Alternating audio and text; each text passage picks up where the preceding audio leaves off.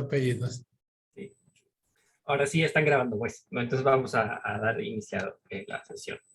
Bueno, a nombre del IPGH y la Comisión de Historia, doy la más cordial bienvenida a esta tercera mesa del primer día del Simposio Internacional Un campo de batalla entre dos estados belicosos, el mundo hispánico y las independencias en la provincia de Quito, 1819-1822, que es además un homenaje a la trayectoria del profesor ecuatoriano Jaime E. Rodríguez O.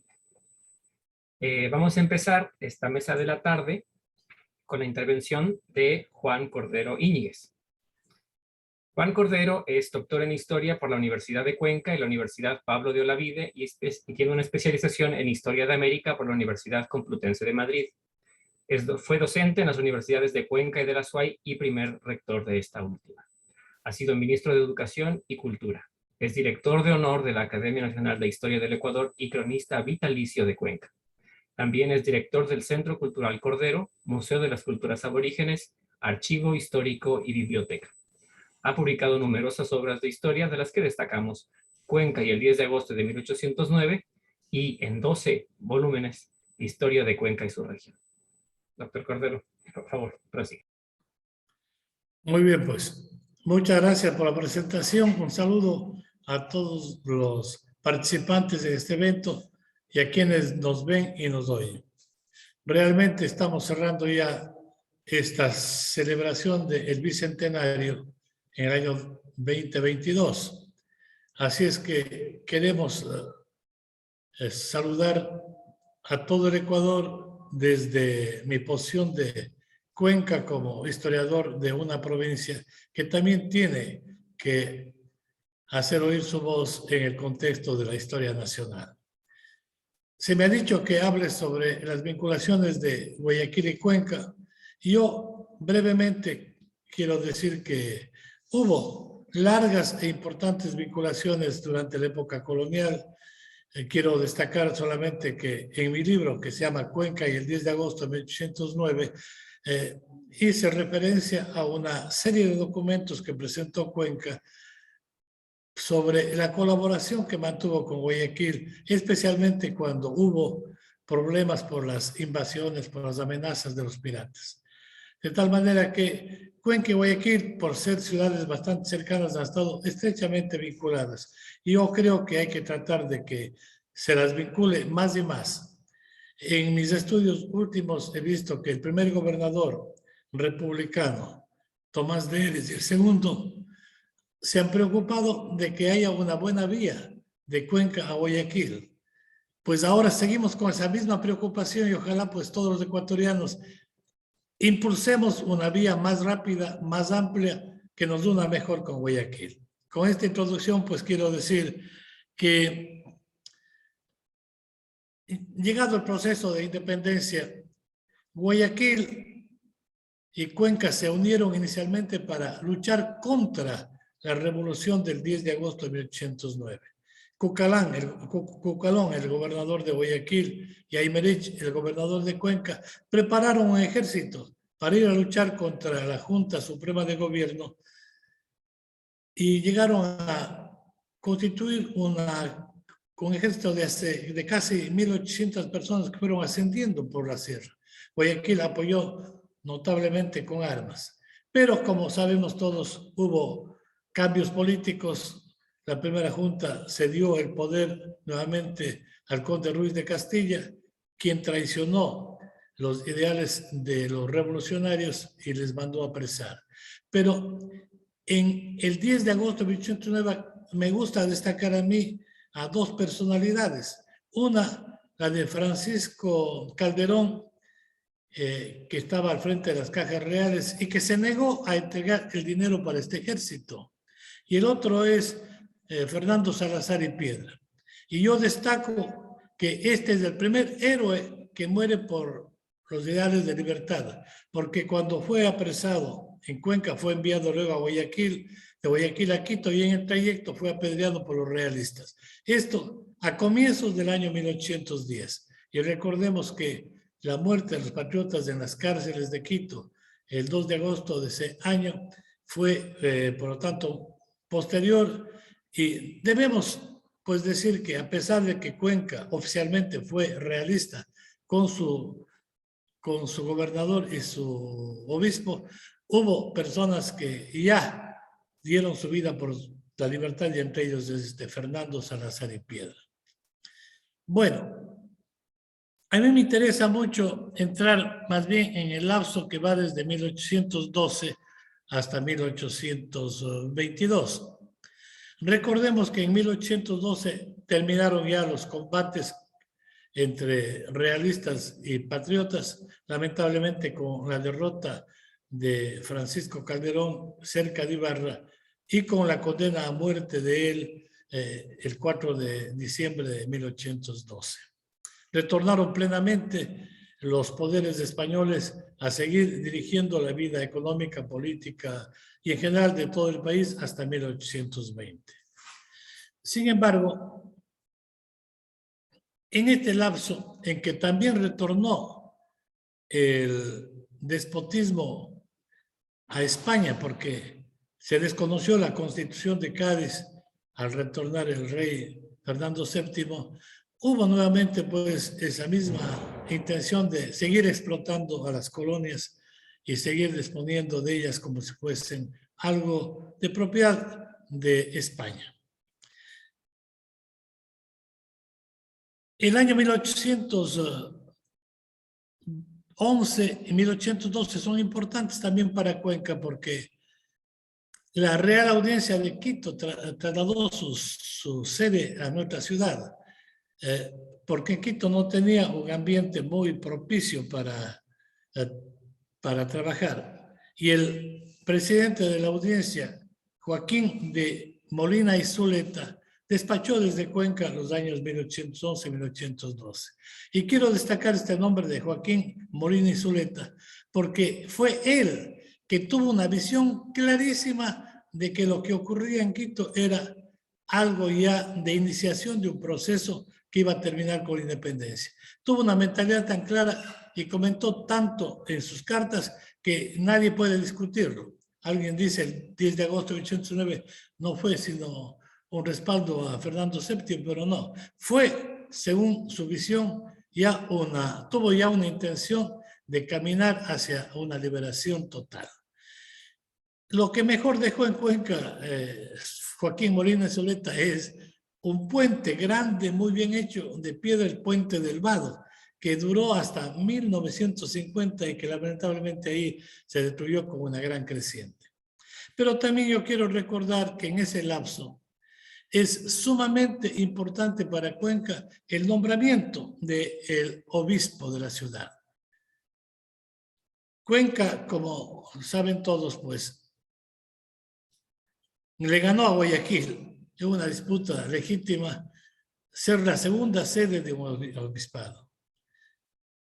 Así es que ese tema pues no lo vamos a analizar ni discutir. Lo cierto es que ya Cuenca y Guayaquil fueron gobernaciones y Cuenca fue también un obispado prácticamente desde 1786. Y en 1815 fue nombrado obispo de Cuenca el guayaquileño José Ignacio Cortázar y Lavalle. Es muy importante este nombramiento porque él, después de unas vicisitudes, llegó a Cuenca y decidió poner en funcionamiento el seminario. También decidió que se cree en Guayaquil otro seminario, pero lamentablemente pues aún no pudo hacerlo. En Cuenca sí. Y yo quiero destacar que la creación definitiva, con bulas y con resoluciones anteriores, pero que no se cumplían, la hizo este obispo guayaquileño, que lamentablemente murió en 1818, gobernando muy poco tiempo. ¿Qué significa o qué significó para Cuenca la creación del seminario diocesano? Fue quizá uno de los pasos más importantes para dejar una vida un poco díscola de malos morlacos, como se nos decía, hacia una vida que va al orden y a la cultura. Muchos profesores del seminario fueron traídos de Quito, de Lima, Y destaco el papel que cumplió también Fray Vicente Solano, el más alto de nuestros intelectuales de aquella época. Y yo pienso que con él, con el trabajo del primer gobernador de Cuenca y con otros personajes importantes, sí se cambió esa mentalidad un poco de malos morlacos que teníamos, hasta tal punto que ya a mediados del siglo XIX, gracias a la gran formación que hubo en el seminario, Cuenca fue bautizada como Atenas del Ecuador. Y yo he buscado en documentos y he encontrado que uno de los primeros que nos llama así es nada más ni nada menos que Juan Montalvo. Así es que sí hay cómo lograr cambios si se proponen y cambios para el bien. No fue una burla, fue un honor decirle a Cuenca, desde Guayaquil sobre todo, Atenas del Ecuador, porque realmente en el siglo XIX, sobre todo en la segunda mitad, hubo altísimas personalidades intelectuales que justifican esta designación, y también hubo, no solamente en el campo cultural, sino también en el eclesiástico, en el campo artesanal. Así es que es muy importante esa creación. Bien, también debo destacar que en 1819 ya se creó la República de Colombia, la Gran Colombia. En ese lapso ya Bolívar sintió que estaba con capacidad para tratar de unir a las tres grandes partes de lo que era el Virreinato de Santa Fe. Y su ideal fue pues que se reconstruya íntegramente con Venezuela, Nueva Granada y la Real Audiencia de Quito. Y he podido ver también que el año 1819 es importante para la iniciación de la independencia de Guayaquil. Guayaquil estuvo ya en la mira de la independencia, sobre todo desde el Perú, desde Argentina, por José San Martín. Y hubo embarcaciones que llegaron al río Guayas para luchar contra navíos españoles. Así es que antes de llegar al 9 de octubre de 1820, hay que referirse que ya hubo algunos intentos de buscar la independencia de Guayaquil desde el año 1819. Llegamos al 20.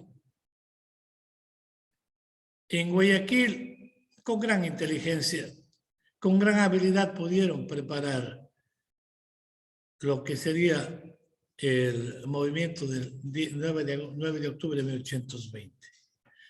A pesar de que Guayaquil estaba con una cantidad inmensa de soldados, que equivalía más o menos, soldados españoles, que equivalía más o menos al 10% de población, supieron organizar la independencia. No voy a profundizar en el tema porque de esto ya habrán hablado otros, pero sí quiero referirme a que de Guayaquil se envió a Cuenca una comunicación, notificando de lo ocurrido e invitándole a formar parte de este nuevo movimiento. Se recibió el 15 de octubre. Lamentablemente el cabildo estaba presidido por un español recalcitrante y no dio paso. Se contestó con evasivas y en el sentido de que había que consultar con Quito, en fin, no hubo una buena respuesta. Sin embargo, en el mismo mes de octubre, en Cuenca también se estaba ya preparando el movimiento libertario. Yo quiero destacar a la familia integrada por Margarita Torres, una de las mujeres más importantes en este movimiento, por Paulino Ordóñez, su esposo, y por su hijo Tomás Ordóñez Torres. El líder militar e ideológico de este movimiento del 3 de noviembre de 1820 fue este personaje junto con otros, pero también quiero destacar que se pidió que haya un cabildo abierto. No se permitió y entonces hubo la opción de quitar unas pocas armas a un bando. En esta opción Tomás Ordóñez fue herido ligeramente, continuó luchando. Y la independencia de Cuenca, si vemos con un gran sentido reflexivo, de los días 3 y 4 de noviembre de 1820, es la independencia lograda por el pueblo, dirigido por líderes, pero por el pueblo que fue encerrando e impidiendo que los militares puedan salir a disparar. Se agolpaba la gente en todas las esquinas de lo que sería actualmente el Palacio Municipal. Antes fue pues ahí la sede de la gobernación y también del cuartel. Eran 109 soldados, 4 cañones que tenían los españoles, pero no podían hacer nada. A la presión de la gente en las 4 esquinas de la Plaza Mayor no permitía que salgan a disparar. Hubiera sido una masacre de unos y otros.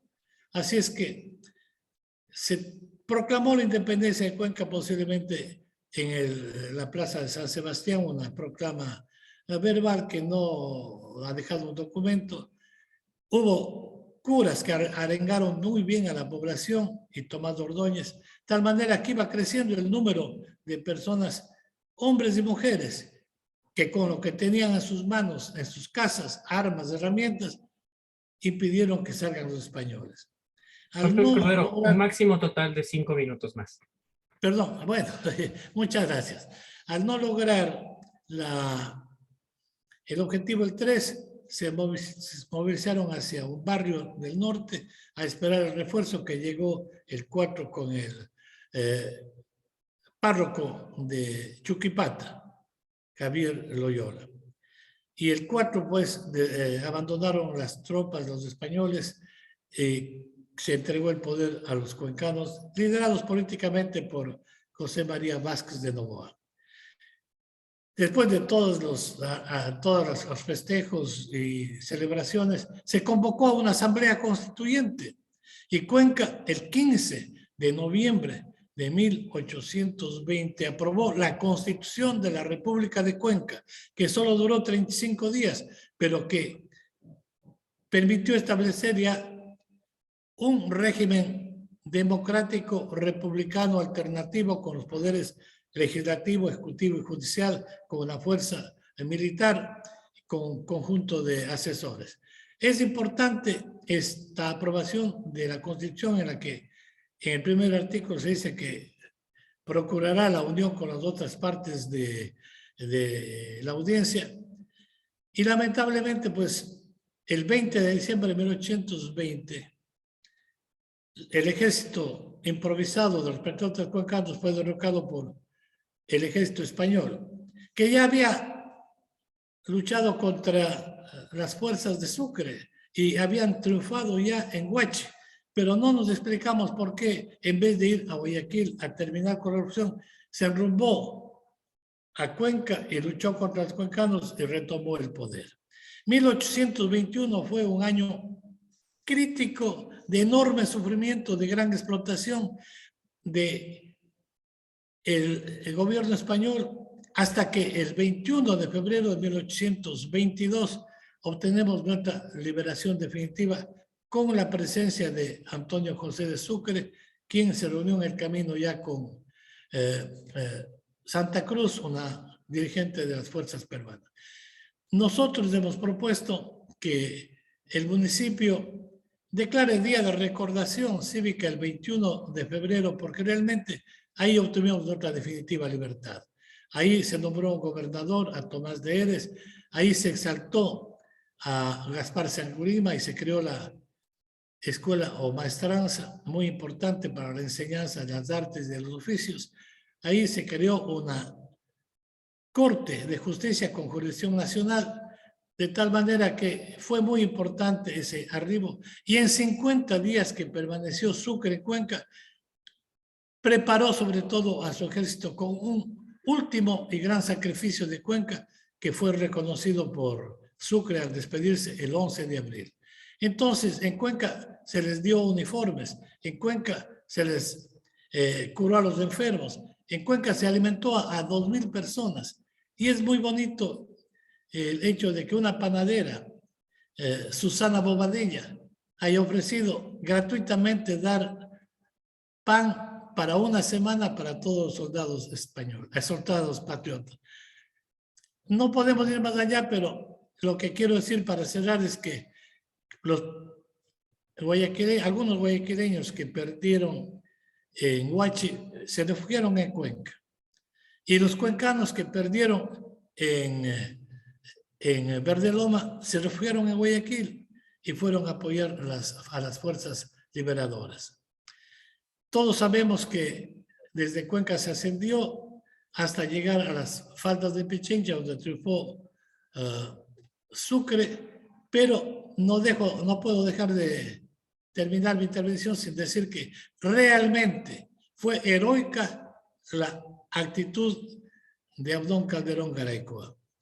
Varios de los cronistas de ese combate se refieren a las heridas, a la valentía, a la participación vital de Calderón. Y aunque no murió en ese momento, pues a consecuencia de los 2 años de haber luchado por independencia y de las heridas, llegó pues a ofrendar su vida. Es el joven que aún no tenía 18 años cuando murió. Es un ejemplo para la juventud y no hay que dejar de citarlo aunque se le haya mitificado. Muchas gracias.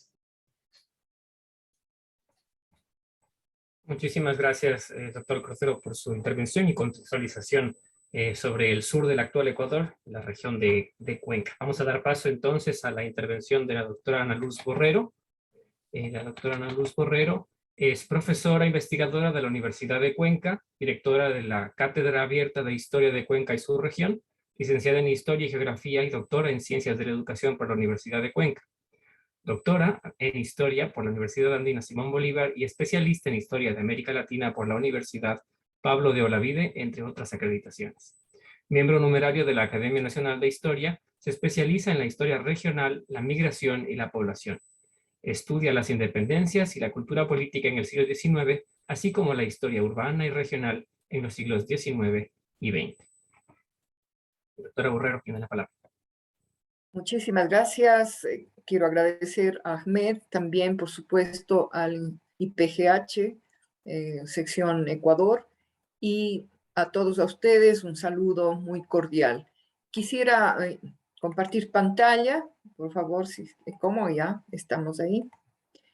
Y en realidad, pues mi tema, como ustedes conocen, es Cuenca en la Independencia, las respuestas regionales desde 1820 a 1822.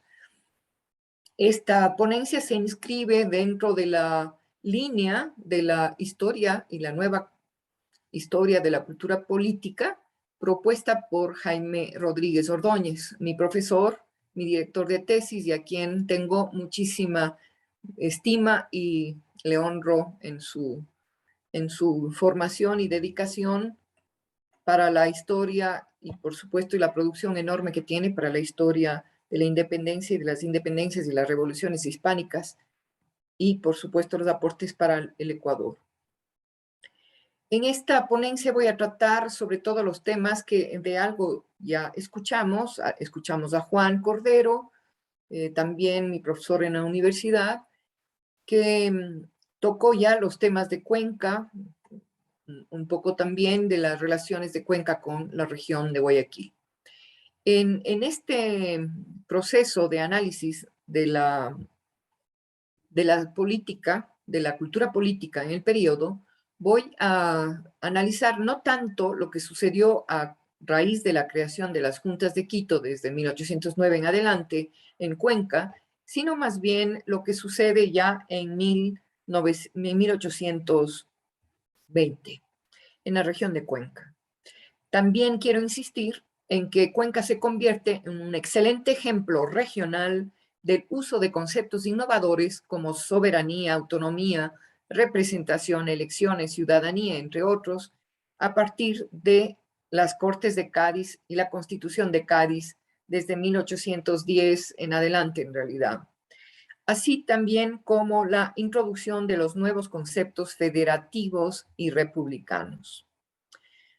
En el caso de Cuenca podemos ver que la Cuenca independiente tuvo dificultades de mantenerse libre frente a la arremetida de las fuerzas militares realistas y de las ideas revolucionarias en ese momento. Y por supuesto, esas ideas revolucionarias no pudieron sostenerse sin las armas.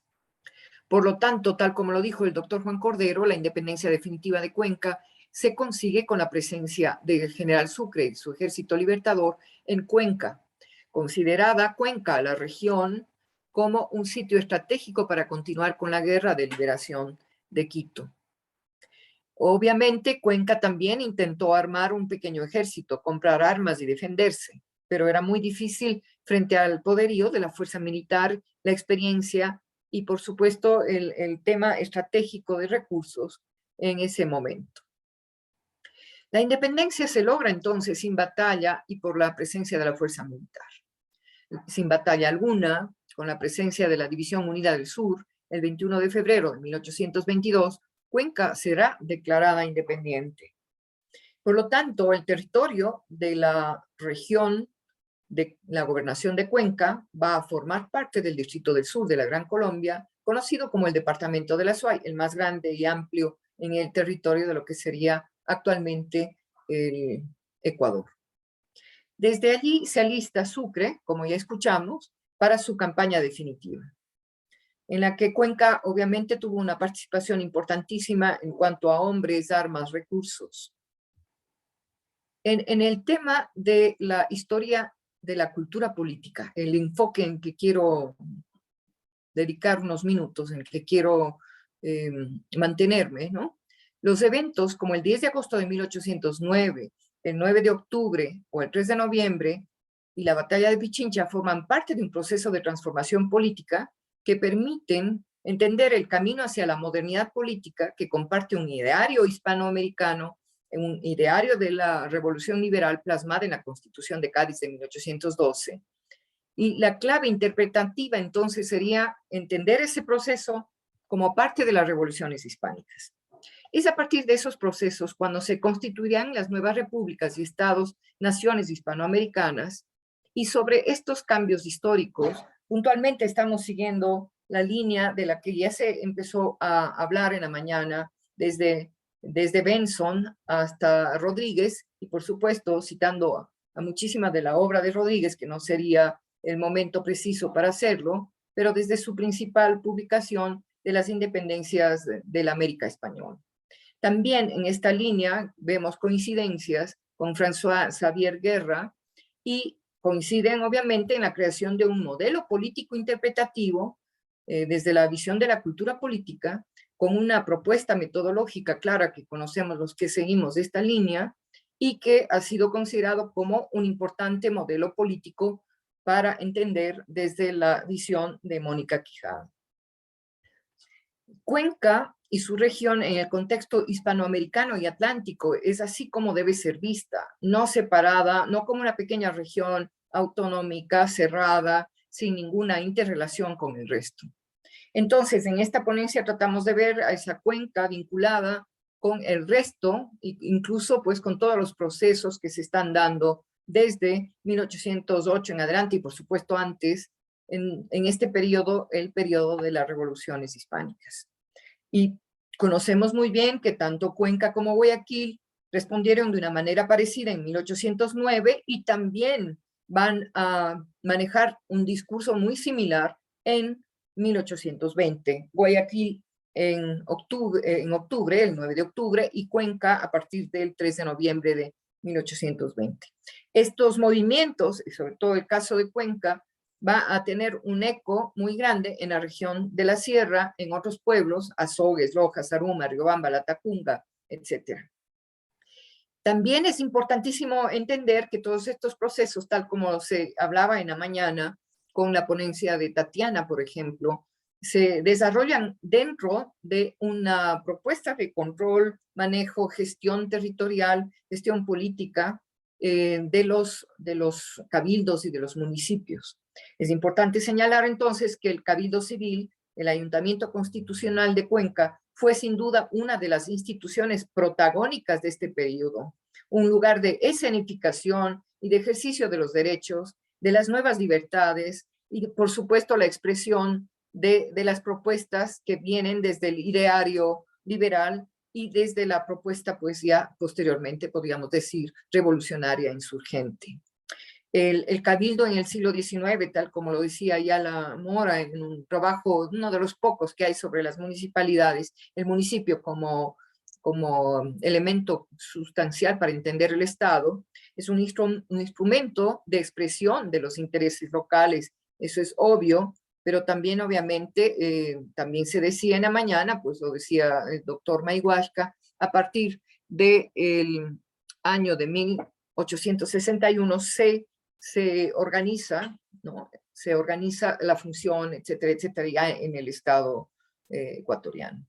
¿De qué territorio estoy hablando cuando entro en este análisis? El territorio de la gobernación de Cuenca, en el marco de una región sur, de lo que sería la audiencia de Quito.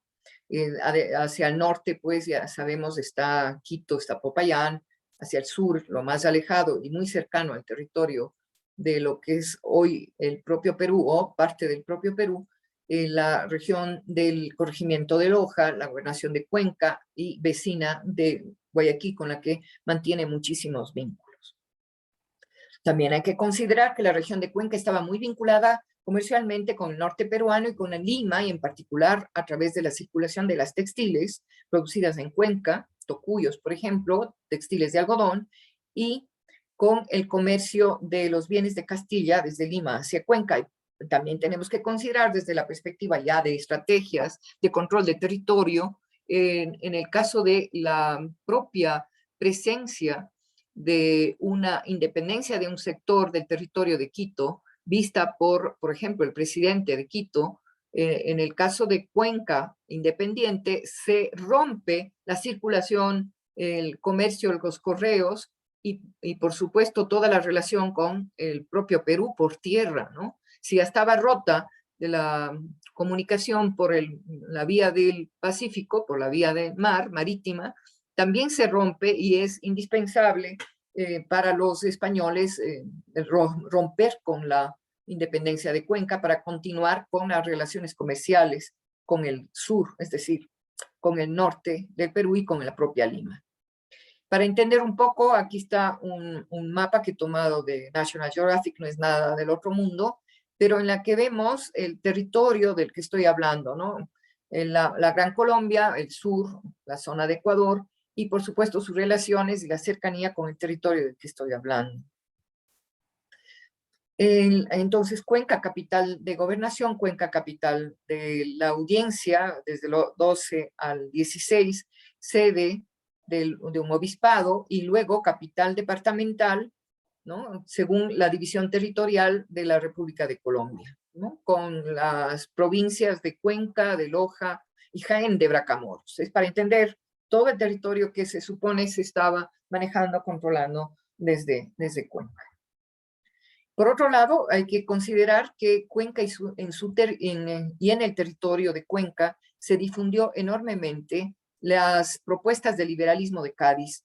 En estas propuestas de liberalismo de Cádiz estamos viendo muchas de las líneas de lo que se seguirá después en 1820.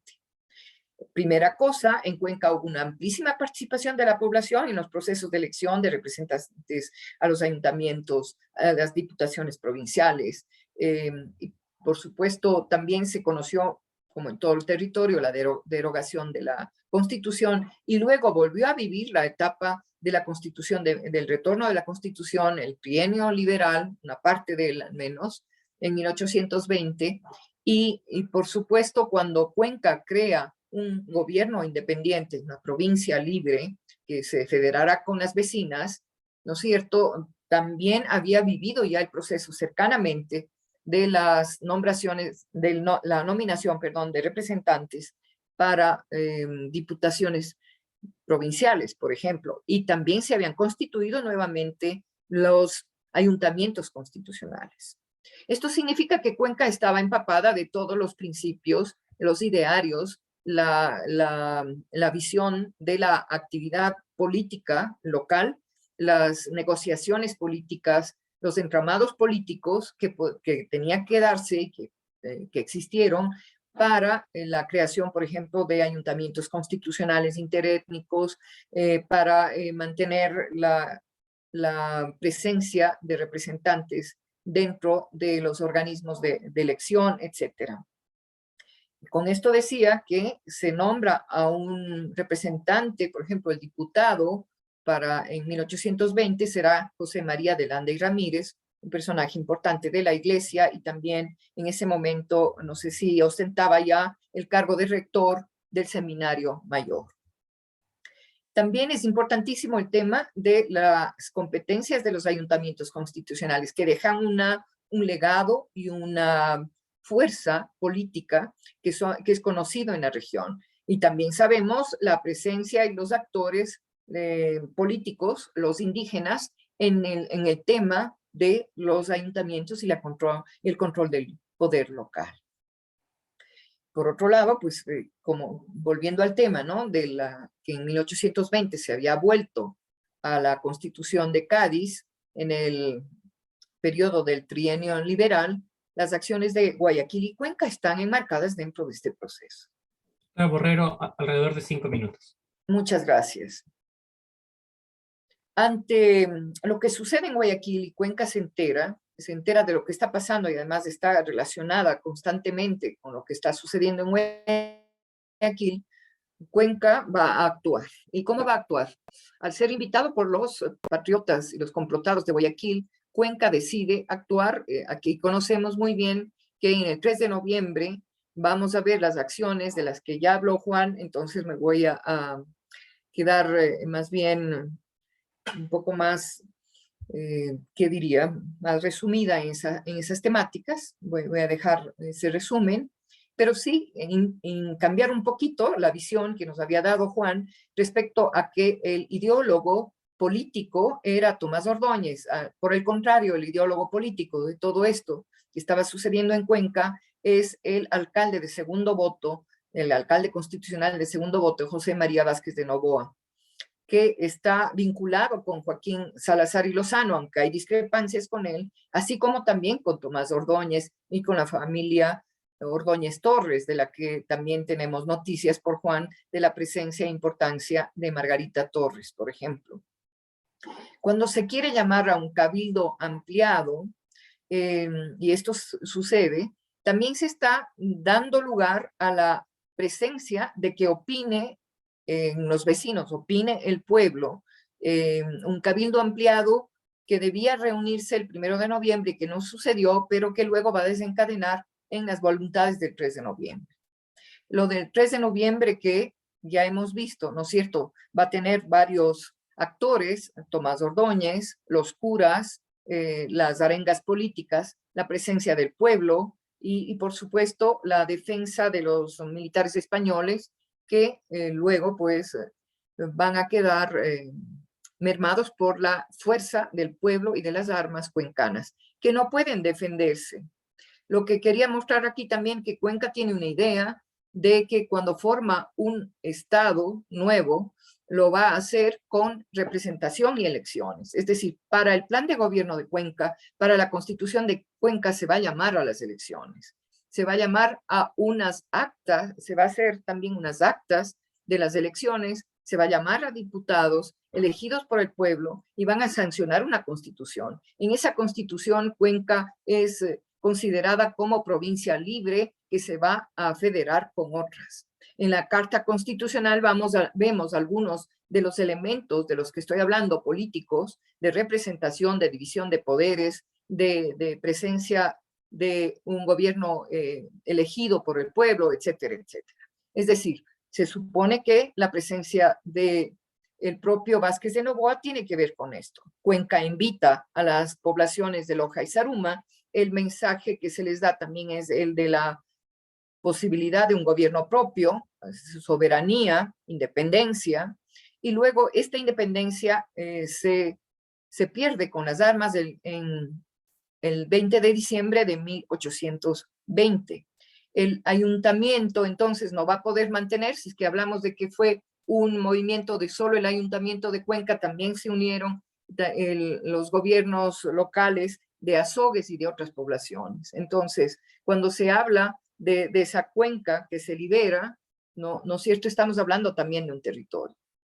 Sabemos ya de la participación de Cuenca con la presencia de Sucre en la batalla de Pichincha. Creo que no me queda mucho tiempo, pero sí reconocer que Sucre decía y nos hizo conocer y saber el valor que él daba a la posición estratégica que tuvo en Cuenca y las distintas posibilidades que le brindó esta región y esta ciudad para continuar con la campaña libertadora de Quito. También tenemos que considerar la importancia que tuvo Cuenca en el corto periodo de la Gran Colombia, cuando era el departamento del sur. Y finalmente es importante decir que en el proceso independentista, en el campo de las ideas, Cuenca muestra ese manejo político de las nuevas concepciones en un gobierno que se propone federalista y que se propone juntarse con otros gobiernos libres, está apostando por una América libre. Y, por supuesto, a esa América libre también van a apostar, o por esa América libre van a apostar soldados y por supuesto, varios oficiales cuando siguen a Sucre hacia Pichincha y cuando siguen a Sucre también para Junín y Ayacucho. El 3 de noviembre, termino aquí, apunta claramente al deseo de terminar con el gobierno español, busca el autogobierno y que a sabiendas no podía enfrentarse con un enorme poder militar. Muchísimas gracias. Muchísimas gracias, doctora Borrero, por su intervención, muy interesante y complementaria con la que había dado el doctor Cordero antes. Vamos a terminar esta mesa con la tercera intervención de David Sánchez Ramírez. Después de esta intervención, como he dejado escrito en el chat, recogeremos las preguntas que pueda haber y luego de que yo realice mi comentario, vamos a abrir nuevamente a las preguntas, como hicimos en la mesa anterior con el doctor Mayhuashka, y luego abrimos el espacio a las preguntas generales. Bien, entonces David Sánchez Ramírez es licenciado en Historia y Geografía por la Universidad de Cuenca, magíster en Historia por la Universidad Andina Simón Bolívar y actualmente cursando una maestría profesional en Archivística y Sistemas de Gestión Documental en la misma universidad. Ha participado como ponente en varios encuentros de historia sobre Loja y su región, elecciones y el federalismo lojano. Actualmente es responsable del archivo en el gobierno provincial de La Suay.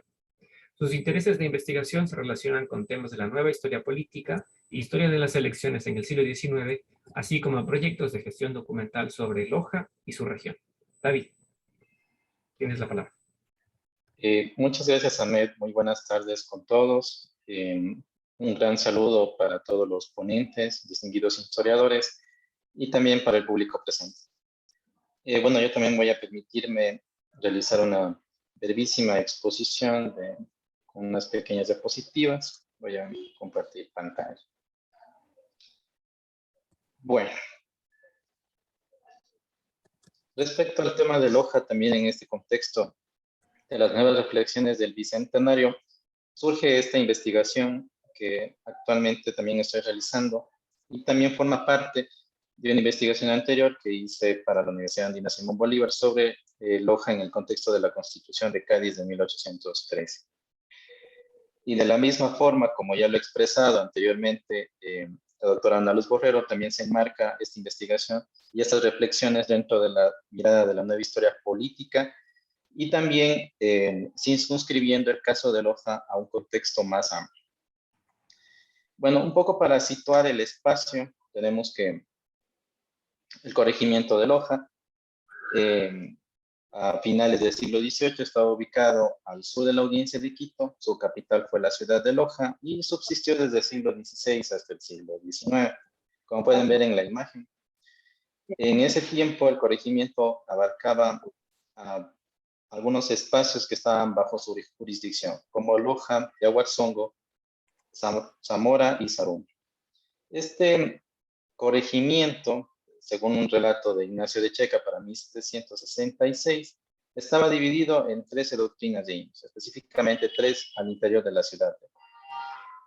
Sucede que, igual que pasaba con Cuenca, en el caso de Loja también formaba parte de este impresionante circuito comercial y económico que circulaba en todo lo que era la región sur. Y en el caso de Loja, las actividades económicas principales que se determinaban en esta parte era principalmente la cascarilla, la producción mular, un poco de ganadería, y también se sustentaba dentro de la minería de Saruma. En el caso de sus circunstancias jurisdiccionales, tenemos que el corregimiento era obviamente dependiente de la audiencia de Quito en el ámbito jurisdiccional, pero era dependiente en menor medida en lo que corresponde a lo religioso y digamos, a lo administrativo en Cuenca. Y eso de alguna forma algunos historiadores, entre ellos Jean-Paul Deler, mencionan que es producto de una superposición de jurisdicciones administrativas que en el caso de Loja no permite una claridad administrativa sobre quién está, digamos, supeditando el corregimiento y por lo tanto le dio al corregimiento de Loja, entre comillas, una pequeña cuota de administración de su territorio. Tenemos que en el caso de Loja las élites locales realmente se fortalecieron bastante a través de las reformas borbónicas y también respecto al crecimiento de la producción de la cascarilla y otras actividades económicas. En este contexto, las élites de Loja, dominadas por familias de conocimiento general, comenzaron a ganar bastante poder y según los términos de varios historiadores, se convirtieron en un poder asentatario totalizador. De las familias que tenemos aquí se pueden mencionar a las familias Valdivieso, a las familias Llopillo, a las familias Carrión, que siempre estuvieron, digamos, sobre todos los cargos políticos más importantes en el caso del Ayuntamiento de Loja, y así como también cabezas de las actividades principales. En el caso de la población indígena, tenemos que Loja realmente se vio seriamente afectada por el caso de la minería de Saruma, pero comienza a tener una breve recuperación con la llegada de una serie de indígenas forasteros a partir del siglo XVIII. Ahora sí, entrando un poco a lo que tiene que ver con la crisis de la monarquía. Sucede que cuando ya estalla la crisis de la monarquía, el Cabildo recibe las noticias el 2 de noviembre de 1808. Recibe también las disposiciones del virrey de la Nueva Granada de expresar una ceremonia de fidelidad a Fernando VII. Aquí lo importante de estas ceremonias de recepción es que primero la ciudad de Loja se reúne el 2 de noviembre y declara su fidelidad a Fernando VII y al mismo tiempo también realizan una ceremonia que involucra un elemento importante de religiosidad popular como es la devoción de la Virgen del Cisne, que se la declara jurada protectora de los reinos de Fernando VII. Este elemento va a estar presente en estas ceremonias, pero no va a estar presente, digamos, en la fase constitucional. Finalmente se realizan unos festejos que terminan con una procesión el 9 de noviembre de 1808 y se le encarga una serie de estandartes al corregidor de Loja y se lo designa como representante de la Junta Central de Sevilla en el territorio local. Aquí hay algo importante respecto a Loja y respecto a la Junta de 1809, la Junta quiteña que acabaron de mencionar, es que Loja apoyó la posición de Cuenca respecto a declarar la Junta de Quito de 1809 de ilegítima. Y es el corregidor de Loja, Tomás Ruiz Gómez de Quevedo, quien decide apoyar a la ciudad de Cuenca con tropas para que pueda defenderse. Una vez que está ya todo el proceso de la crisis y ya se conforma la Constitución de Cádiz y finalmente llega al territorio de la Audiencia de Quito, tenemos que la Constitución en Loja genera una serie de conflictos. Primero que nada, es recibida el 19 de junio de 1813 y es recibida por el alcalde de primer voto de la ciudad, Manuel de Jaramillo, y se desata un conflicto entre este alcalde y el corregidor de Loja, Tomás Ruiz Gómez de Quevedo. Sucede que entre los dos cada uno quiere implementar la Constitución a su manera, el alcalde es depuesto y el corregidor Ruiz Gómez de Quevedo diseña un plan para todo lo que es los procesos de jura, publicación e implementación de la Constitución respecto a los ayuntamientos constitucionales y otras prácticas. Formalmente estas elecciones, digamos, para la conformación de los ayuntamientos constitucionales en el caso de Loja, se desarrollan el domingo 3 de octubre de 1803. Lo más importante que sucede aquí es que el corregidor se atribuye una serie de características, él se declara jefe político y al final él decide, mediante un decreto de 14 órdenes, quiénes pueden y no pueden votar en estas elecciones que se realizan en Loja. Y también sucede que las elecciones en el Cabildo de Loja y todo el proceso constitucional generan una serie de brechas entre las familias que sostienen, digamos, que tienen un sistema de dominación de todos los puestos de cabildo y permiten la ascensión de otras familias. Y al mismo tiempo también genera una disputa entre grupos familiares y se crean facciones en Nacional de Loja. Unas facciones que están a favor del corregidor y otras facciones que quieren su salida. Entre estos procesos se realizan de la Constitución de Cádiz y todo lo que corresponde a los ayuntamientos constitucionales, sucede que también aparecen elementos del viejo régimen. Todavía se vota en corporaciones. En el caso del voto indígena, por ejemplo, en las parroquias de San Sebastián y San Juan del Valle, primero vota el cacique, luego vota toda la población reunida.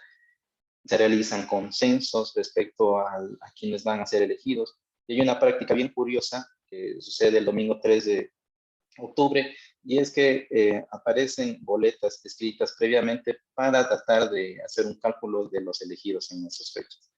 Sucede que, bueno, estas elecciones son invalidadas por el presidente Toribio Montes, y él mismo envía delegados para que supervisen las nuevas elecciones que se realizan en 1814 y que finalmente ya conforman el Ayuntamiento Constitucional de Loja. Sin embargo, debido a que la Constitución dura bastante poco tiempo, realmente este cabildo se deroga una vez que Fernando VII vuelve al poder. Sucede que en los años siguientes, pues, este conflicto no termina, las facciones siguen enfrentándose entre sí, hasta 1817, en el que Toribio Montes tiene que nuevamente volver a intervenir, y él mismo es el que decide quiénes van a ser elegidos en algunos puestos del Cabildo de Loja. Tenemos que hasta inicios de 1820, desde 1818, ya las elecciones, digamos, en el Cabildo de Loja ya son un poco más normales, y ya en noticias recién de la restauración de la Constitución en el caso de Loja, el 21 de septiembre de 1820. En esta fecha, el Cabildo recibe pues la orden, igual que otros espacios de Hispanoamérica, de restaurar obviamente los cabildos que se formaron en la fase constitucional. Y aquí lo que se trata es de restaurar el cabildo que se conformó en 1814. Sucede que en estas fechas también surge todo lo que corresponde a la sublevación de Guayaquil y la declaración de la independencia del 9 de octubre. Y sucede que las noticias de Guayaquil y lo que ocurre el 9 de octubre ya se conocen en Loja.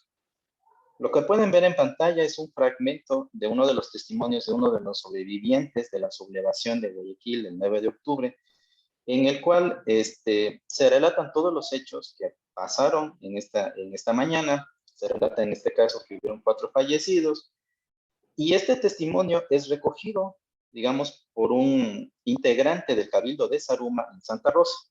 Y el 27 de octubre, Zaruma le hace conocer al Cabildo de Loja que pasa esto en Guayaquil, pasa esta sublevación, que hay estos muertos y que el gobernador pudo estar.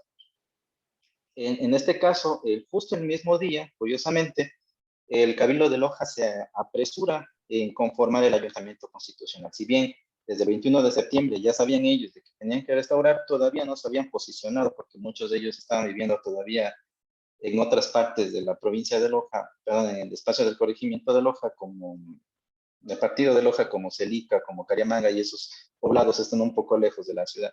Entonces, se habían demorado, y justo este día que reciben las noticias, deciden ya que se conforme de una buena vez el ayuntamiento. Y sucede que quien está a la cabeza del nuevo ayuntamiento constitucional de Loja es Pío de Valdivieso, uno de los regidores que había sido elegido en 1814.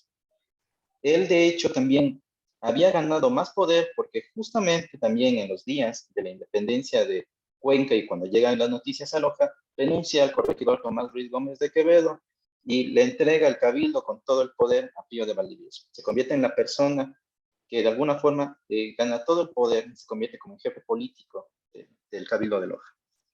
Y es justamente él el que recibe la invitación, como lo mencionaba la doctora Ana Luz Borrero y el doctor Juan Cordero, de Cuenca, de la invitación a la independencia. Se recibe en el Cabildo de Loja esta invitación el 13 de noviembre. Hay un retraso en Oña, y debido a este retraso también hay una preocupación de José María Vázquez de Novoa de que no hay un pronunciamiento pronto de Loja, y envía otro comunicado el 16 de noviembre. Entonces, con estos dos comunicados, Pío de Valdivieso conforma una respuesta que envía a Cuenca el 17 de noviembre. En dicha respuesta, como pueden ver en pantalla, simplemente ellos se niegan a seguir el ejemplo de Cuenca en el tema de la independencia. Sucede que esta invitación también, como lo mencionaba la doctora Ana Luz Borrero, también se llega a Zaruma. Ellos reciben la noticia también en este transcurso de estos días de noviembre, y lo que pasa es que Zaruma le pregunta al Cabildo de Loja cómo tiene que proceder. Entonces dicen, pues recibimos esta invitación, ¿y ahora qué hacemos? Entonces el Cabildo de Loja, pues, todavía se demoraría unos días más en contestar. Sucede que el día que Pío de Valdivieso envía la respuesta a la invitación de José María Vázquez de Novoa de seguir a la independencia, convoca un cabildo y convoca a todas las corporaciones de la ciudad a reunirse para deliberar. Pío de Valdivieso estaba convencido de que el sistema constitucional era la mejor solución a la salida de la crisis, más no la independencia. Y debido a esto trataba obviamente de conseguir el apoyo de todos los cuerpos políticos reunidos. Pero lo que no se esperaba Pío de Valdivieso era que la noche del 18 de noviembre de 1820, un grupo de personajes encabezados por Ramón Pinto, Ambrosio Maldonado, entre otros, se manifiestan a favor de la independencia y se manifiestan en la plaza de San Sebastián. Este mismo día también Valdivieso convoca una nueva sesión para el 19 de noviembre y también para el 20 y también para los siguientes días. Sucede que esta respuesta inesperada de este grupo poblacional genera una preocupación en Valdivieso y él envía nuevamente un comunicado indicándole a José María Vázquez Novoa en Cuenca de que no hubo ningún pronunciamiento de mucha gente, sino que fueron solamente 4 personas con bobos y platillos y que no pasa nada. Lo que David, sucede 5 es minutos, que por favor. Sí, gracias. Lo que sucede es que él también recibe una respuesta a Valdivieso en el que no, o sea, que ya hubo un pronunciamiento y que lo que está haciendo Valdivieso es totalmente inexacto. Entonces, en este caso, lo que pasa es que Valdivieso se siente amenazado y solicita apoyo al Cabildo de Piura. Envía un comunicado solicitando tropas de apoyo debido a estas amenazas que recibe desde Cuenca. Entonces, el 22 de noviembre, en el Cabildo de Loja, se recibe un comunicado de un comandante de Piura en el que se respalda a Loja con tropas y también con apoyo de recursos. Entonces, ya con la carta en mano, pues Pío de Valdivieso, con el apoyo de Piura, contesta nuevamente a José María Vázquez de Novoa, ya en un tono mayor, en el que ya le indica directamente que, bueno, ya hay el apoyo de Piura y nosotros vamos a mantenernos en el sistema constitucional y no queremos independencia. Justo en estos días, del 22 de noviembre, que reciben un comunicado de Piura, también se recibe un pronunciamiento del Cabildo de Zaruma, en el que ellos también se declaran independientes. Lo interesante de la Declaración de Independencia de Zaruma es que ellos conforman un cabildo, un gobierno, en donde eligen alcaldes patriotas. Hay el alcalde patriota número 1, el alcalde patriota número 2, y hay un procurador compatriota. Y se le pone en conocimiento al Cabildo de Loja de esta respuesta. Aquí pueden ver, digamos, algunos de los comunicados que se manifestaban entre Pío de Valdivieso y José María Vázquez de Novoa, donde vemos un aumento del tono entre ambos.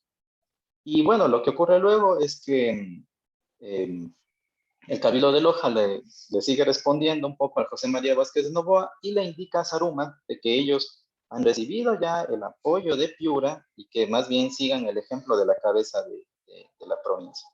Lo más interesante aquí es cómo vemos este tema de la retroversión de la soberanía y todo este tema de la disgregación territorial. Siempre el Cabildo de Loja había superditado bajo su jurisdicción a Zaruma. Para ellos era importante y era totalmente controversial que una villa de menor categoría se haya independizado sin permiso, por así decirlo, y ahora digamos que y tienen una posición distinta a la cabeza. Entonces, eso digamos fue algo que le impresionó bastante a Pío de Valdivieso, que envió también este comunicado. Y sucede que apenas recibió el comunicado Zaruma de que sí, que ellos habían declarado de otra forma y que habían recibido de Piura también el respaldo, pues Zaruma surgió una contrarrevolución. Y bueno, lo que ocurrió después fue ya con este tema de las elecciones para los ayuntamientos constitucionales y la diputación provincial, en la que yo no voy a detener mucho por el tiempo, en el que Pío de Valdivieso estaba tan convencido de que las elecciones iban a calmar las aguas, que apenas entró enero, febrero del 2021, dispuso a todas las poblaciones que ya elijan sus ayuntamientos constitucionales con motivo de la restauración de la Constitución. Y finalmente, pues ya entramos a lo que es el Acta de Independencia de Loja, como ustedes pueden ver en pantalla, que se firmó el 17 de febrero de 1822 con la presencia de las tropas de Sucre en Saraguro, en el cual la ciudad de Loja declaró su independencia. Aquí también se convocó un cabildo donde todos los cuerpos reunidos declararon su independencia del gobierno español. Lo más interesante de esta acta que se suscribió el 17 de febrero es que no solamente estaban, digamos, los cuerpos, los grupos de poder unidos en la plaza central donde se declaró esta independencia, sino que también había la presencia de tropas de Piura. Eso nomás. Muchas gracias. Muchísimas gracias, David, por tu intervención. Muy interesante ver desde más al sur del actual Ecuador. Bueno, voy a pasar yo pues ahora a dar lectura al comentario general, que tendrá una que otra pregunta o comentario a secas para los expositores de esta tarde, y después de eso recogeré las preguntas que estén por escrito en el chat.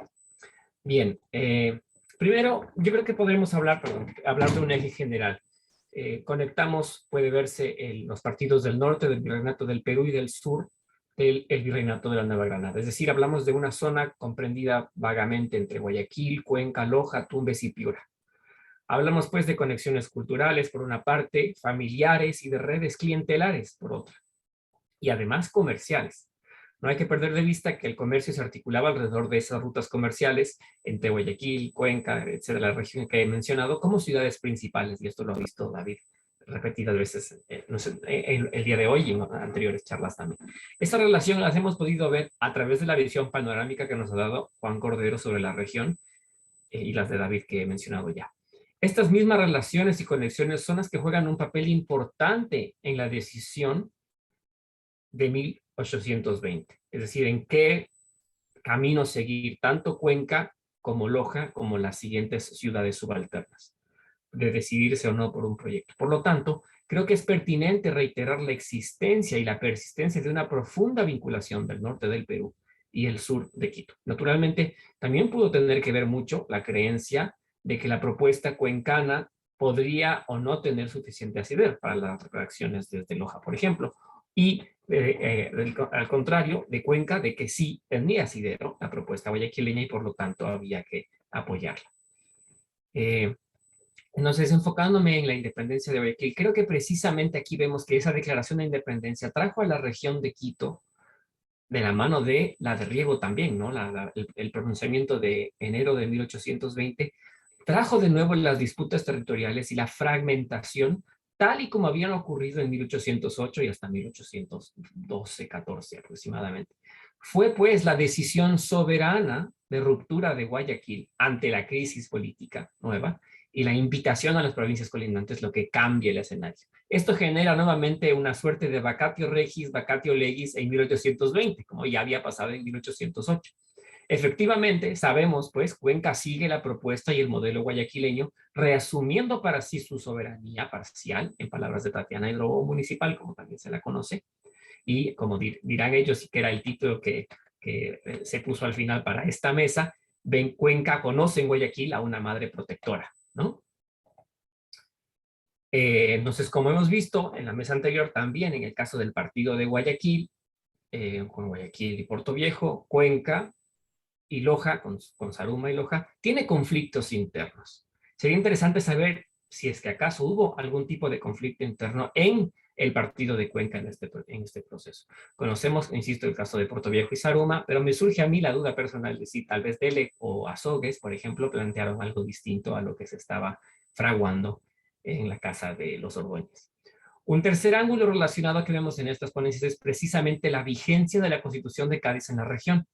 Esto no implica solamente el hecho de que haya sido restablecido, sino que implica haber restablecido y formado nuevos ayuntamientos, con lo cual las élites locales y regionales volvían a tener un papel importante en el gobierno local, regional de la Diputación Provincial y nacional de las Cortes de Madrid.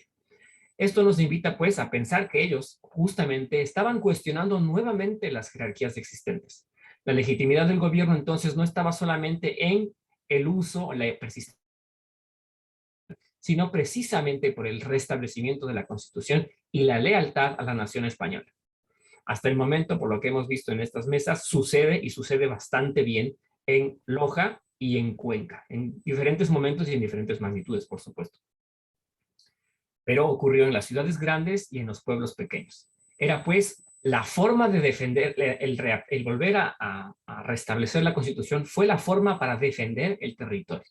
Teniendo Cuenca como tuvo la minuciosa aplicación de la Constitución de Cádiz y el acalorado debate de 1813 y 1814, me surge la duda, ¿qué pasó con esta población políticamente activa, esta ciudadanía española que había asumido sus derechos y que no sabemos bien, tal vez por las fuentes, qué rol o qué papel protagónico no tuvo en los eventos de octubre y noviembre?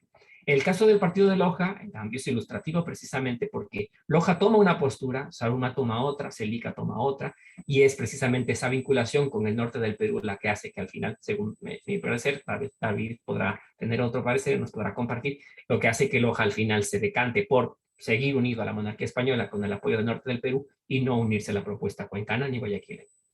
Es muy interesante notar que en las regiones donde la Constitución de Cádiz se aplicó en el bienio, es decir, entre 1812 y 14, ahora tuvo una menor aplicación, eso sí, que en Quito, por ejemplo, o en Popayán. Esto lo digo porque, por ejemplo, en la ciudad de Quito, que antes había tenido solamente un ayuntamiento constitucional entre 1812 y 14, cuando llega Juan de la Cruz Mullón, establece 16 ayuntamientos de 19 ideales. Mientras que sabemos que en el caso de Cuenca, en el bienio de 812-814, por las investigaciones de la doctora Borrero, más de 200 ayuntamientos se establecieron en la región. Entonces, creo que también nos muestra un matiz interesante de cómo suceden las cosas en la tardía fecha de 1820. Ahora bien, que las autoridades realistas estuvieran realizando elecciones en el medio de la guerra, dice mucho también de los intereses y los objetivos que tenían tanto los realistas como las élites locales. Yo quiero agradecerles a los tres por este gran esfuerzo de darle voz al sur. Quizá el público presente no lo sepa, pero las fuentes de Cuenca han sido robadas y en Loja destruidas o desaparecidas. Hay un vacío historiográfico que tal vez es difícilmente de llenar, porque también tenemos un vacío documental. Pero hay otras preguntas que sí nos surgen a partir del material existente, y creo que uno de ellos, por ejemplo, es el obispado de Cuenca, señalado por Juan Cordero, pues la disputa de 1818 fue muy intensa y yo lo he podido documentar en los archivos españoles. Otro punto interesante sería el estudio minucioso y detallado de la Constitución de Cuenca. Ana Luz Borrero hoy nos ha mostrado precisamente unas pistas al respecto. De todos modos surgen, ¿quiénes forman parte de este Congreso? ¿Qué vinculación económica y social tienen con la región de Cuenca y con el partido de Loja o con el partido de Guayaquil? ¿Y cuáles fueron los alcances últimos que tuvo pues la República Cuencana? Sabemos, por supuesto, luego que la Constitución se restableció no únicamente por las armas, sino también porque ha una convicción de los cuencanos y los lojanos de la propuesta. ¿Por qué luego entonces, con la invasión de Sucre, no es retomada la propuesta de la República Cuencana? Cierro solamente con una duda más sobre Loja, pues vemos que Loja asume su soberanía nuevamente cuando desconoce a Cuenca y luego voluntariamente, y por las armas, pues eso es lo que ayudaba siempre al ejército colombiano en esta época, se une a Colombia. ¿Por qué Loja tomó esa decisión? ¿Qué pudo buscar con todo ello? Sabemos, eso sí, que en 1800 se constituye como una provincia, pues los colombianos vieron que la descentralización del modelo de Cádiz, de la Constitución de Cádiz en estas provincias, las provincias de Quito, era la solución para poder intervenir en el poder local, y eso fue efectivamente lo que hicieron. Será pues la mesa de mañana, la primera, la conexión ideal entre el sur de la provincia de Quito y el norte del Virreinato del Perú. Nos dejará ver pues hasta qué punto la frontera imaginaria se limita simplemente al mapa, y yo intuyo más pues que la frontera será con límites permeables. Muy bien. Paso entonces a algunas de las preguntas. Si es que tienen alguna cosa que acotar a lo que yo he dicho, podemos empezar por ahí.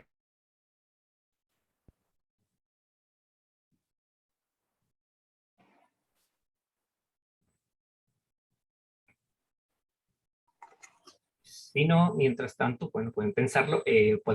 Tengo una en mente que había visto hace un momento, de Tatiana Hidrobo, le pregunta a Ana Luz Borrero, ¿qué elementos singulares se observan en la cultura política de los indios? ¿Hay presencia de las nociones de ciudadanía? Vamos a suponer que es una pregunta amplia para los dos periodos. Doctora Borrero. Muchísimas gracias. No sé si se me escucha. Sí.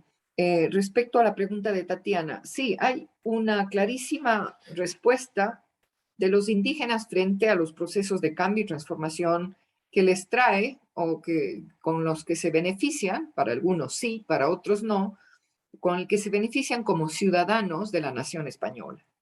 Entonces, uno de los primeros aspectos, y ya más o menos lo decía Ahmed Deidán este momentito, la propuesta en la región de crear 242 ayuntamientos, la mayoría en zonas pobladas por indígenas. Esto significa dotar de capacidades políticas y de un ayuntamiento con los poderes locales a poblaciones, en este caso casi el 90% de ellas, de población completamente indígena. Estamos hablando de los indígenas cañaris, y no solamente tenemos este elemento, ¿no?, del tema de la participación política de los indígenas cuando conocen sus derechos y con la posibilidad de manejar los cabildos, sino también tenemos el otro hecho de que cuando conocen cuando se decreta la supresión del tributo de la mita, los indígenas de Cuenca también hacen exposiciones y se oponen al pago del tributo, ¿no? Se oponen al pago del tributo, se muestran con documentos que ha sido eliminado el tributo, son muy activos políticamente en ese periodo, y también hay que considerar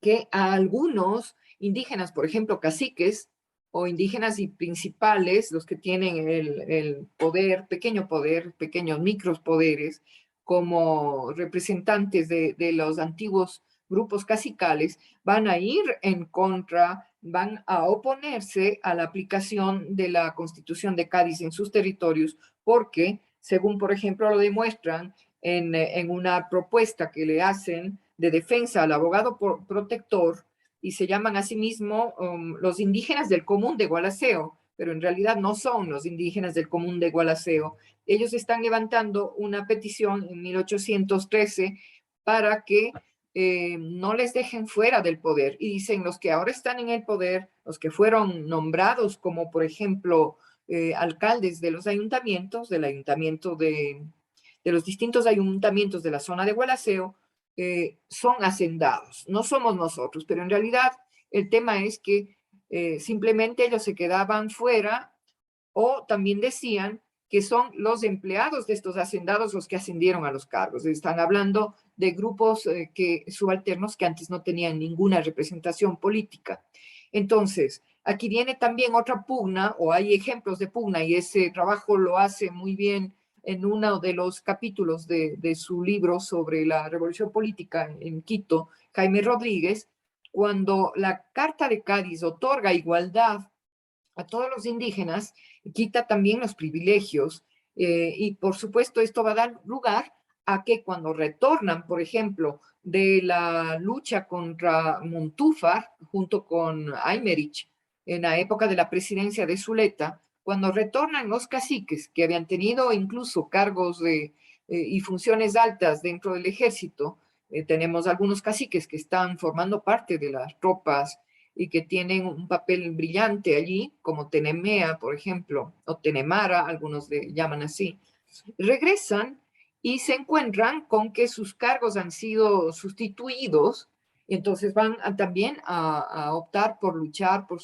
la restitución de sus derechos, y que los forasteros no tengan derechos. En cambio, la Constitución da igualdad de derechos a todos, a tanto los indígenas principales, a los naturales, y como los forasteros. Entonces, ellos conocen perfectamente cómo va a cambiar y qué oportunidades tienen dentro de esta nueva arena política, con esta nueva propuesta obviamente, de una constitución que les da derechos. En el caso del año 20, no es tan clara porque hay poca investigación, no podría yo generalizar a que en el año 20 los indígenas tuvieron una participación idéntica a la de la época de la que nos referimos anteriormente. Esa sería la respuesta para Tatiana. No sé si satisface esa respuesta. Muchas gracias, doctora Borrero. Voy a pasar a una pregunta bisagra para poder conectar porque es para dos personas, para el doctor Juan Cordero y para la doctora Ana Luz Borrero. La pregunta es de Pablo Cisneros. Dice, para el doctor Cordero, la doctora Borrero, ¿de qué trata la Constitución de Cuenca? ¿Cuál es la organización política y territorial que planteaba esta Constitución para Cuenca? La Constitución que se aprobó el 15 de noviembre de 1820 es corta, tiene 55 artículos y trata de lo fundamental que es la organización del Estado. En este caso, de la ciudad independiente de Cuenca. Es decir, consta el Poder Ejecutivo con muchísimas funciones, altas, excesivas, todas a favor de José María Vázquez de Noboa. Consta una función legislativa, una función judicial, la creación de ejército y de un grupo asesor del presidente. También trata brevemente sobre cómo estimular algunas actividades para el desarrollo de Cuenca, sobre todo en el campo de la producción, de las artesanías. Brevemente, porque siendo tan corta la Constitución, pues no profundizaron mayormente. Esta Constitución fue encontrada en Quito, dentro de un proceso que se hizo, pues se envió a Quito, y Seriano Monge, un historiador importante que fue presidente de la Academia de Historia, encontró los documentos originales y los mandó a Cuenca. Es un caso muy interesante de la devolución de algo que le pertenecía a la ciudad. Cuenca recibió con mucho beneplácito, y lo mismo hizo Camilo Destruch después. En 1920 vio algunos documentos importantes de cuencanos de Guayaquil. Asimismo, los originales los envió a Cuenca y tenemos ahora en el archivo municipal, donde está también el Museo Remigio Crespo Toral. Entonces, es una condición más bien de conceptos rápidos, excesivamente pensados, creo yo, por el mismo José María de Vázquez Noboa en su favor, pero en todo caso, en cuanto al futuro, se hablaba de que Cuenca buscaría como ciudad independiente la unión con otras regiones. Un poco estaba ya surgiendo la idea de lo que podría ser el federalismo, que se luchó tanto durante el siglo XIX.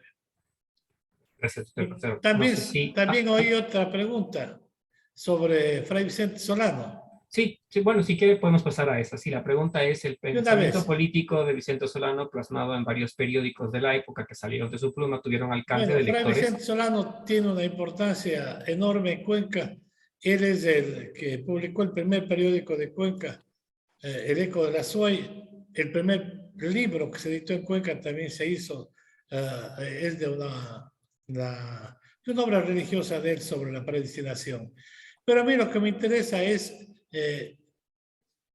la valoración que tuvo Solano de la personalidad de Simón Bolívar. Siempre le elogió y él veía con buenos ojos que hasta podría ser un presidente vitalicio. De tal manera que fue un bolivariano convencido que luchó por las ideas de él. Pero también vale la pena decir que fue un crítico terrible de la sociedad bajo distintos puntos de vista. De tal manera que todo lo malo que veía en la sociedad lo hacía con toda claridad, hasta el aspecto higiénico de la ciudad. Y creo que su influjo fue positivo porque hubo reacción para mejorar en todo aspecto. Se le considera como uno de los grandes impulsores del desarrollo cultural de Cuenca. Solo el combatiente solitario se llamaba, solo desde su convento llegó a difundir muchas ideas a través de varios periódicos que publicó hasta su año de su muerte, que fue en 1865. Gracias, doctor Cordero. No sé si es que la doctora Borrero quiere intervenir. Sí, respecto a la pregunta que fue hecha también para el doctor Cordero, que acaba de responder, solamente ir ampliando un poquito, ¿no? En la Constitución, en el primer artículo, se declara república como provincia, ¿no? En el segundo artículo, provincia libre e independiente, que se federará con otras también, ¿no? Y por otro lado, respecto a la visión del doctor Cordero, de un Vázquez de Noboa que creó una carta para él, yo creo que no. Creo que no, porque si bien dice Vázquez de Noboa, o en la carta está, es decir, usamos las palabras del doctor Cordero, que él gobernaría por 5 años, por esta ocasión, por el tema de la guerra, por el tema de la independencia, y que posteriormente el jefe político y militar, que está a cargo del gobierno, lo hará solamente con una duración de 2 años, ¿no? Entonces, esto sí es importante. Por otro lado, yo veo que hay una combinación entre lo que serían las nociones completamente vinculadas con el cambio político que introduce la Constitución de Cádiz y el pensamiento liberal hispánico e hispanoamericano. Aquí también vemos una combinación con antiguas formas de gobierno, es una mezcla de las dos, y de gobierno local, por ejemplo. En el caso del municipio, habla la carta que el municipio tendrá las mismas atribuciones existentes en los cabildos anteriores, ¿no? Entonces estamos dando un paso atrás. En ese caso, o está hablando del ayuntamiento, no necesariamente del cabildo, ¿no? Está diciendo, va a tener las mismas atribuciones. Por el otro lado, aparece un grupo de senadores, son 4, que también reflejan en parte ese papel de aquellos que fueron elegidos, los miembros del Consejo de Sanción que fueron elegidos por los distintos pueblos que están presentes en el Consejo de Sanción que sanciona, o los diputados que sancionan la Carta Constitucional. Entonces hay una mezcla también de estos conceptos de la presencia de los representantes de las corporaciones, que son, por ejemplo, la del clero o la de la municipalidad, o también la de los agricultores, pero también están otros diputados.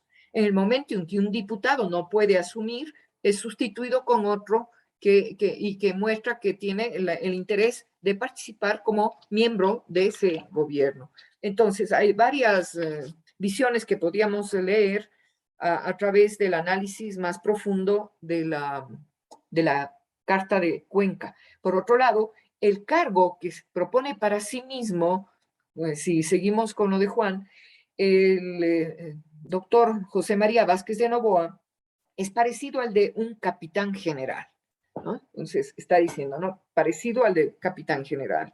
Y por supuesto hay separación de poderes, y cuando la pregunta se refería también a qué territorio era el de Cuenca, aquí podríamos insistir también en el uso de la palabra, que ya lo hizo Ahmed en la mañana, de provincia.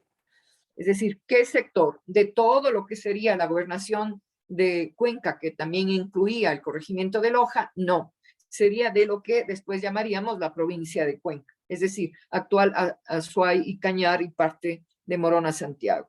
Es decir, no es para todo el territorio, no están incluyendo porque los representantes no fueron nombrados por otros lugares que estuvieran fuera de ese territorio en el que tenía efectiva presencia, ¿no? Y al que pudieron congregar para la Carta Constitucional, para la sanción de la Carta Constitucional. Esa sería la respuesta. Muchas gracias. Muchas gracias, doctora Borrero. Voy a pasar a una pregunta para David Sánchez, y si nos da el tiempo, regresamos a una que queda para el doctor Cordero y que tal vez usted también pueda responder, doctora Borrero.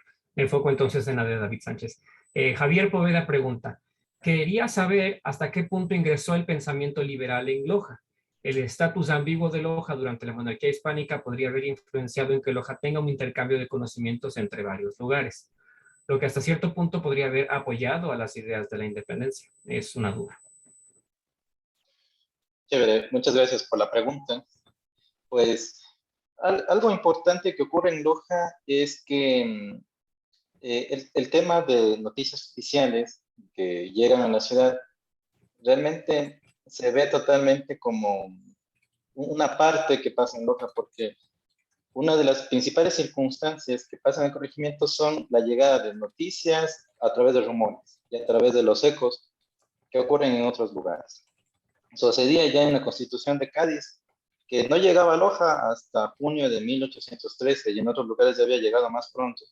Pero lo que no había llegado era la comunicación oficial, pero de hecho ya se sabía de la Constitución, ya se había conocido de la misma por varios ejemplares que llegaban desde Lima.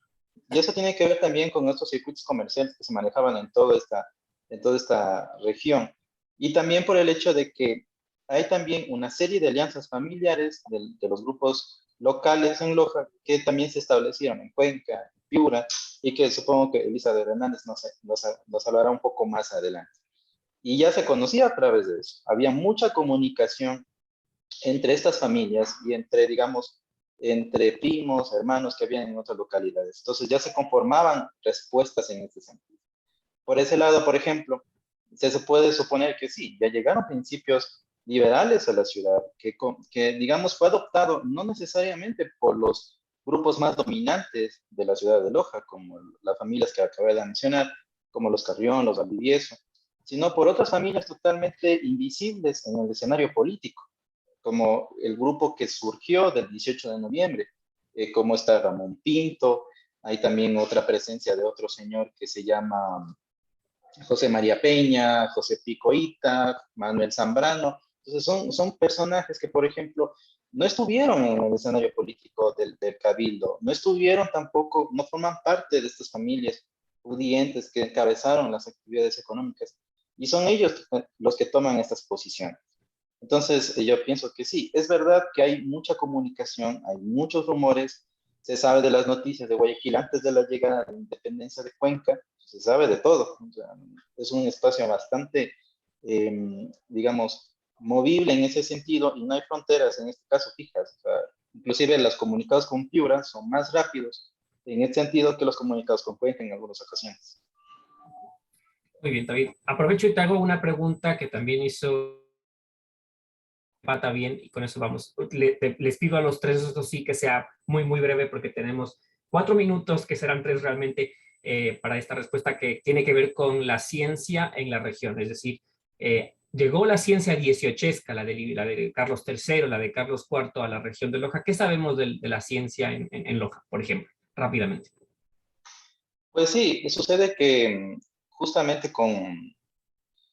hay, digamos, hay una importante necesidad, digamos, de implementar instituciones, en el caso de Loja, a partir de las herencias que deja Bernardo Valdivieso y todo este tema del que él menciona, de que se establezcan escuelas y todo lo demás. Pero agarra más fuerza cuando se implementa la Constitución en 1820.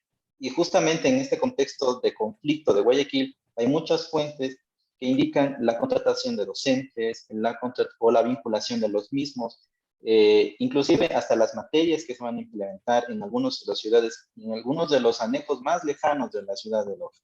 Esto no solamente con la intención de educar, sino también con la intención de llevar la Constitución también a estos lugares para respaldar las intenciones de Pío de Valdivieso respecto a defender la Constitución más que la independencia. Tenía, digamos, unas dobles finalidades en el tema de Loja, y obviamente se conocía otras cuestiones. Ahora, también hay el tema de las misiones botánicas que llegan con Vicente de Olmedo, justamente con el tema de la cascarilla. Hay todo un conjunto de investigaciones que se realizan respecto a cómo se tiene que generar la cascarilla, cómo se tiene que producir, cómo se tiene que recolectar, y también hay una producción científica alrededor de ese recurso económico. Gracias, David. No sé si Ana Luz o el doctor Juan Cordero tal vez puedan decir algo de Cuenca y la ciencia rapidísimo, en un minutito que no nos queda más. Con mucho gusto. En Cuenca sí hubo interés por las ciencias, sobre todo a partir de la visita a la misión geodésica, que se preocupó ante todo las ciencias naturales y de las ciencias astronómicas. Pero yo quiero destacar que a partir de 1802 estuvo por Cuenca Humboldt, y en 1804 estuvo Caldas. Luego, en 1805 estuvieron algunos botánicos que hicieron investigaciones de que incluso vacunaron. De tal manera que quizá toda esta tradición la asimiló Solano, y Solano es un gran investigador también en el campo de las ciencias. Así es que sí hubo interés, aunque no muy intenso, por las ciencias exactas. Gracias. No sé si la doctora Ana Luz Borrero tenga algo más rapidísimo o no. Rapidísimo. Yo simplemente quisiera acotar algo de lo que ya dijo el doctor Cordero, que es el propio sabio Solano, se le conoce en el mundo de la botánica por la clasificación botánica de una gran cantidad de especies, entre otras las que llevan su nombre, Solanum, es decir, toda la familia de las papas. Yo creo que ese es el gran aporte de un ilustrado tardío, que ese podría ser el nombre, de un gran sabio, el sabio Fray Vicente Solano, que más allá de la polémica, más allá del periódico, más allá de la opinión pública, en la que hizo una presencia enorme, yo creo que su trabajo botánico también puede estar incluido entre las grandes producciones científicas de la región, aunque no en el entorno directo de principios de siglo, sino ya desde los años 20 y 30 en adelante.